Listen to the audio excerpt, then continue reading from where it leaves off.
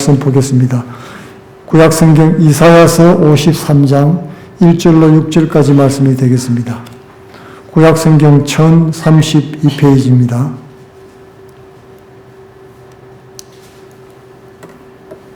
구약성경 1032페이지 이사야서 53장 1절로 6절까지 말씀입니다. 우리가 한 절씩 교독하겠습니다. 우리의 전한 것을 누가 믿었느냐? 여호와의 팔이 위기에 나타났느냐?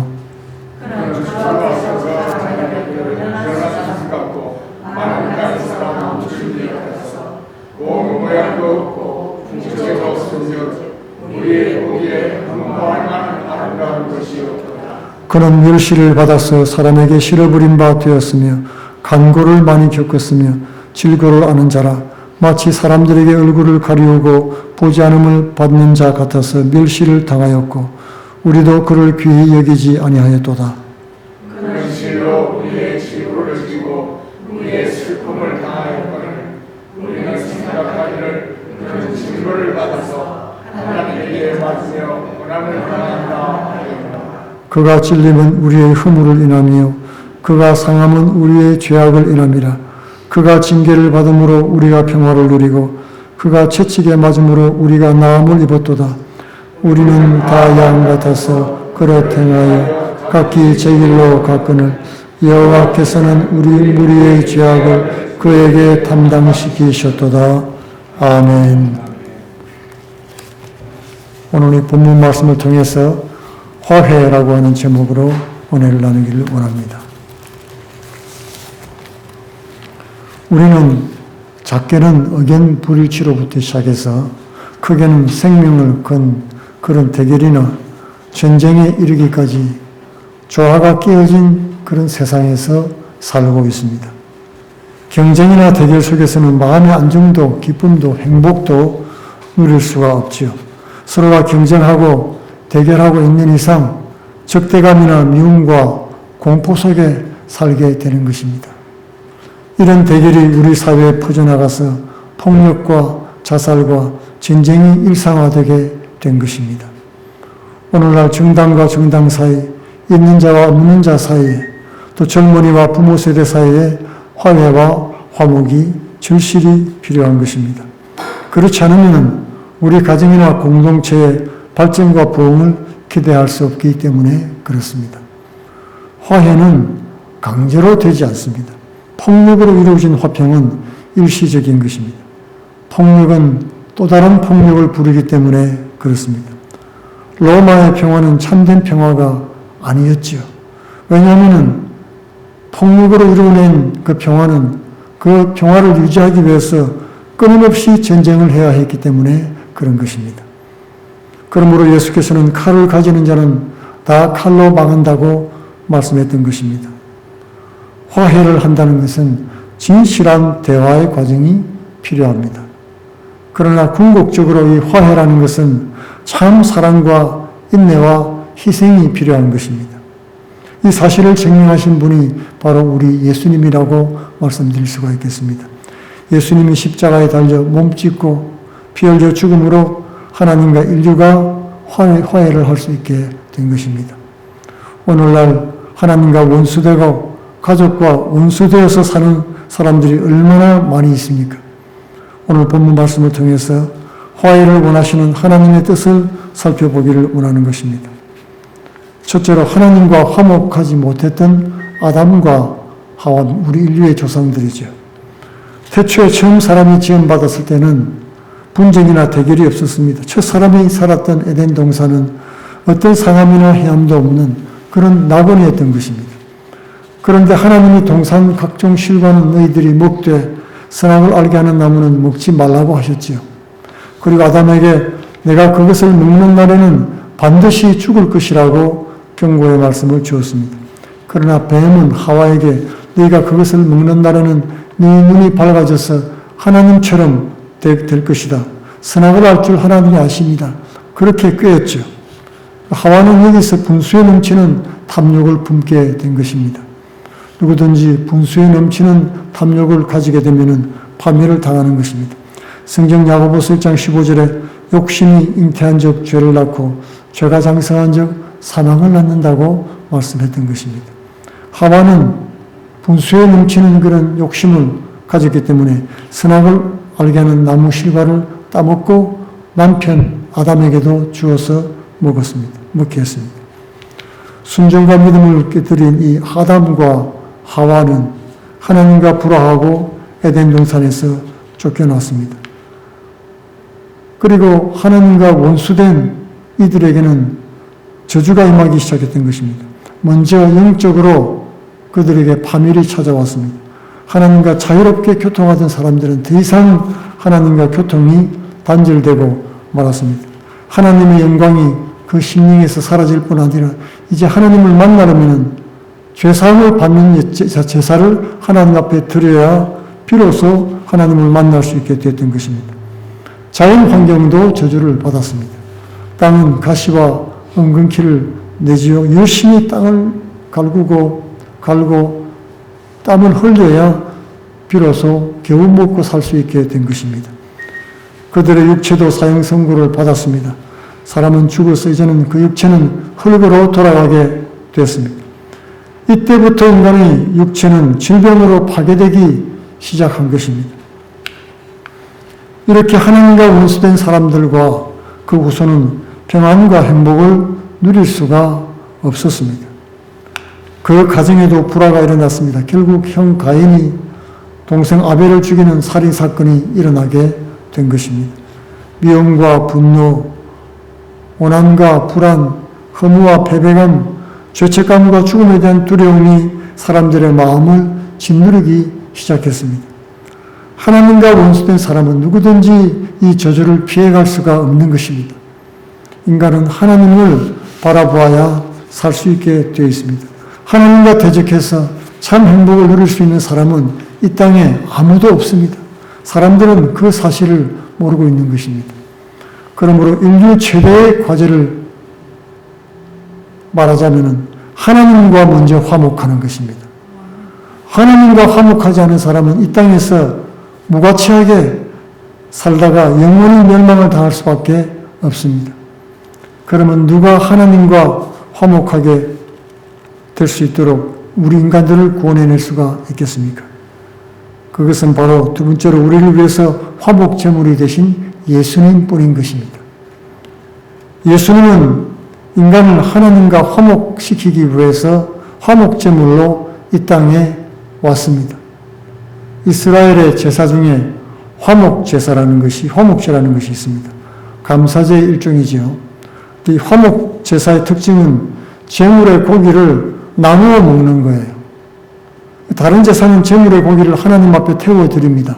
그리고 남은 부분은 제사장들과 그 가족들에게 나누어 주죠. 그런데 화목제물은 하나님과 제사장, 또 제사를 드리는 사람과 가족, 그리고 그 모든 이웃들이 다 나누어 먹었습니다. 하나님의 몫은 제물과 기름이었습니다. 그 고기를 이튿날까지 다 먹어야 했기 때문에 최대한도로 주위에 많은 사람을 불러 모아서 먹었습니다. 주로 가난한 사람들이 초대되어서 그 파티에 참여하게 됐지요. 그래서 이 화목 제물의 혜택은 모든 이들이 다 나눈다는 것입니다. 예수님이 바로 이 화목 제사의 제물이 되어서 이 땅에 오신 것입니다. 고린도후서 5장 18절에 모든 것이 하나님께로 났으며 그가 그리스도로 말미암아 우리에게 자기와 화목하게 하시고 또 우리에게 화목하게 하는 직분을 주셨으니 곧 하나님께서 그리스도 안에 계시사 세상을 자기와 화목하게 하시며 그들의 죄를 그들에게 돌리지 아니하시고 화목하게 하는 말씀을 우리에게 부탁하시느니라 그랬습니다. 예수께서 하나님께 반역한 인류를 구원하시기 위해서 하늘 영광을 버리고 화목 제물로 이 땅에 오신 것입니다. 오늘 본문의 말씀은 예수께서 이 땅에 오시기 600년 전에 이사야 선지자가 예언한 고난받는 메시아에 대한 말씀입니다. 우리가 전하는 것을 누가 믿었느냐? 여호와의 팔이 누구에게 나타났느냐? 그는 주 앞에서 자라나기를 연한 순 같고 마른 땅에서 나온 뿌리 같아서 고운 모양도 없고 풍채도 없은즉 우리가 보기에 흠모할 만한 아름다운 것이 없도다. 그는 멸시를 받아 사람들에게 버림받았으며 강고를 많이 겪었으며 질고를 아는 자라. 마치 사람들이 그에게서 얼굴을 가리는 것 같이 멸시를 당하였고 우리도 그를 귀히 여기지 아니하였도다. 메시아가 이 땅에 와서 환영받는 것이 아니라 멸시를 당했다는 것입니다. 그리고 우리도 그렇게 대수롭지 않게 귀하게 여기지 않는 그저 평범한 인간의 모습으로 오셨기 때문에 하나님의 아들이라는 생각을 못했다는 것입니다. 그 당시 유대인들은 예수 그리스도를 무시하고 믿지 않았습니다. 많은 사람들이 예수를 조롱하고 전시했습니다. 그럼에도 불구하고 예수님은 하나님의 화목제물로 이 땅에 오셔서 제물이 되어야 했던 것입니다. 제물이 되는 것은 죄를 쓰고 대신 죽는 것을 말하는 것입니다. 온갖 허물과 조롱과 멸시를 뒤집어 쓰고 십자가를 지는 것입니다. 화목에는 그 대가와 희생이 따라옵니다. 그리고 예수님만 온전히 희생제물이 될 자격이 있습니다. 왜냐하면 예수님만 아담의 후손이 아니고 성령으로 잉태된 여자의 후손이기 때문에 그렇습니다. 아담의 죄를 물려받지 않은 죄 없는 하나님의 독생자는 예수님 뿐이기 때문에 그렇습니다. 그래서 성경은 예수님은 길이요 진리요 생명 되신다고 말하는 것입니다. 다른 길은 없습니다. 오직 예수로 말미암지 않고는 아버지께로 갈 자가 아무도 없는 것입니다. 그것은 죄 없는 인간 예수님만이 우리 인류의 죄를 대속해 줄 수 있기 때문에 그런 것입니다. 예수님의 십자가 고난을 통해서 하나님과 인간 사이에 막힌 담이 허물어졌습니다. 인간의 어떤 종교의식으로도 하나님께 나갈 수가 없습니다. 오직 죄를 회개하고 예수님을 구주로 영접할 때만 죄에서 해방되고 하나님과 화목할 수가 있는 것입니다. 또 우리에게도 화목하는 직책을 맡겨주셨다고 했습니다. 우리도 우리의 가정과 이웃들을 위해서 제물이 되고 죽고 자기 십자가를 지고서 어린 양 예수께서 가신 뒤를 어디든지 따라가는 것입니다. 세 번째로 화목의 열매들이 있습니다. 화목하는 곳에 열매들이 맺히는데요. 오늘 본문에 화목의 5가지 열매가 나타나고 있습니다. 첫 번째가 치료의 열매입니다. 오늘날 많은 사람들이 다 병들었습니다. 병들지 않는 사람은 아무도 없습니다. 영이 병들고 마음이 병들고 몸도 생활도 다 병이 들었습니다. 그러나 화목제물 대신 예수님을 의지하는 사람은 심령과 육신의 치유를 체험하는 것입니다. 4절 말씀에 그는 실로 우리의 질고를 지고 슬픔을 당했다고 했습니다. 그리고 5절에는 그가 찔림은 우리의 허물 때문이요 그가 상함은 우리의 죄악 때문이라. 그가 징계를 받음으로 우리는 평화를 누리고 그가 채찍에 맞음으로 우리는 나음을 입었다고 말씀한 것입니다. 천국 복음은 치료의 복음입니다. 회개하라 천국이 가까웠다고 예수님이 선포하시고 그런 다음에 예수님은 가르치시고 치료하시고 전파하시는 사역을 감당했던 것입니다. 그러므로 천국은 치료의 복음입니다. 천국은 다시는 아픔이나 눈물과 고통이 없는 것입니다. 화목의 두 번째 열매는 용서입니다. 사람이 하나님 앞에 용서를 받을 수 있다는 것은 그 자체가 커다란 은혜인 것입니다. 예수님을 통해서 하나님과 화목한 사람은 우리의 과거와 현재와 미래의 죄를 다 용서받을 수가 있습니다. 5절 말씀에 그가 찔리면 우리의 허물을 인하며 그가 상하면 우리의 죄악을 인함이라고 말씀했던 것입니다.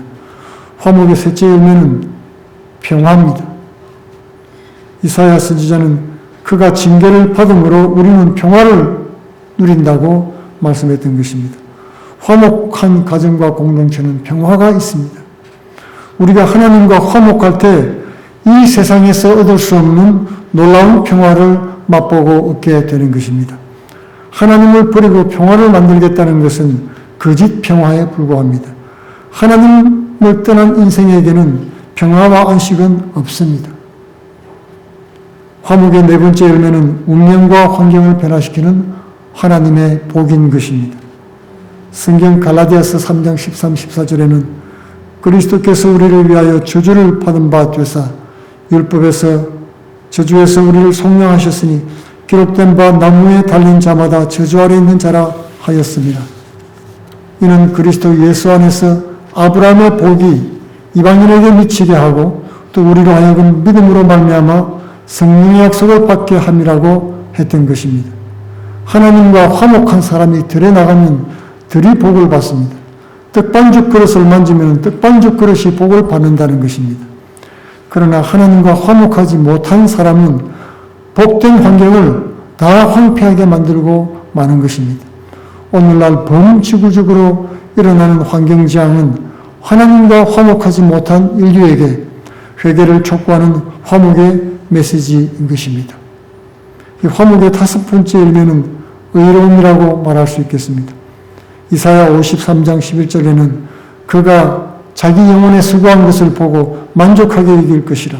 나의 의로운 정이 자기 지식으로 많은 사람을 의롭게 하며 또 그들의 죄악을 친히 담당하리로다 하였습니다. 이 의로움은 그리스도의 의를 말하는 것입니다. 그리스도께서 죄인들을 의롭게 하사 하나님 앞에 부끄럼 없이 서게 하시는 것입니다. 성도가 하나님 앞에 섰을 때 마귀에게 참소를 당하지 않고 당당하게 설 수 있게 되는 것입니다. 범죄하지 않은 인간은 없습니다. 하나님 앞에 우리 죄악 때문에 허물 때문에 지옥으로 떨어질 수밖에 없을 때 예수님께서 우리를 변호해 주시고 우리 죄악을 위해서 대신 죽으심으로 우리의 모든 죄를 없이 하시고 의롭게 해 주신 것입니다. 하나님과 화목한 사람은 이런 의롭다함을 받을 수 있는 것입니다. 이렇게 하나님과 화목한 사람은 놀라운 축복을 받게 됩니다. 그러므로 오늘날 우리가 가장 중요하게 결단하는 것은 하나님과 화목하는 것입니다. 하나님과 화목하지 못하면 부귀 영화를 다 누려도 아무 소용이 없습니다. 세상에서 아무리 성공하고 이름을 날려도 늙으면 병든 몸 하나밖에 남지 않습니다. 그러니 우리는 영원한 것을 준비하고 바라봐야 되는 것입니다. 야고보서 4장 14절에는 내일 일을 너희가 알지 못하는도다. 너희 생명이 무엇이냐? 너희는 잠깐 보이다가 없어지는 안경이라고 했습니다. 잠언 27장 1절에는 너는 내일 일을 자랑하지 말라. 하루 동안에 무슨 일이 일어날는지 내가 알 수 없음이라고 했던 것입니다. 사람이 한번 나서 죽는 것은 정한 이치요. 죽은 후에는 심판이 있습니다. 그렇기 때문에 예수께서 사람이 만일 온 천하를 얻고도 제 목숨을 잃어버리면 무엇이 유익하리요? 사람이 무엇을 주고 제 목숨과 바꾸겠냐고 했던 것입니다. 처음부터 내 것은 하나도 없었습니다. 너무 오랫동안 지고 있다 보니까 내 것으로 그냥 착각을 한 것입니다. 육신도 내 것이 아닙니다. 화목하지 못한 사람은 안개 같은 삶을 살다가 영원한 고통 가운데 떨어지게 되는 것입니다. 예수 그리스도를 통해서 하나님과 화목된 인생을 삶으로 칭찬과 상급 얻는 복된 성도들 다 되시기를 축원드리겠습니다. 다 같이 기도하겠습니다. 고맙고 감사하신 아버지, 온 세상이 하나님과 불화하고 하나님의 뜻을 순종하지 않으므로 환난과 고통과 평강이 없는 삶을 깨닫게 하여 주시니 감사합니다. 우리도 우리 마음속에 숨은 죄악을 다 떨쳐버리며 속히 하나님과 화목함으로 우리의 삶의 평강을 얻게 하여 주옵소서. 하나님이 주시는 축복과 능력과 은혜를 힘입어 상급 있는 삶을 살도록 축복하여 주시옵소서. 예수님 이름으로 기도합니다. 아멘.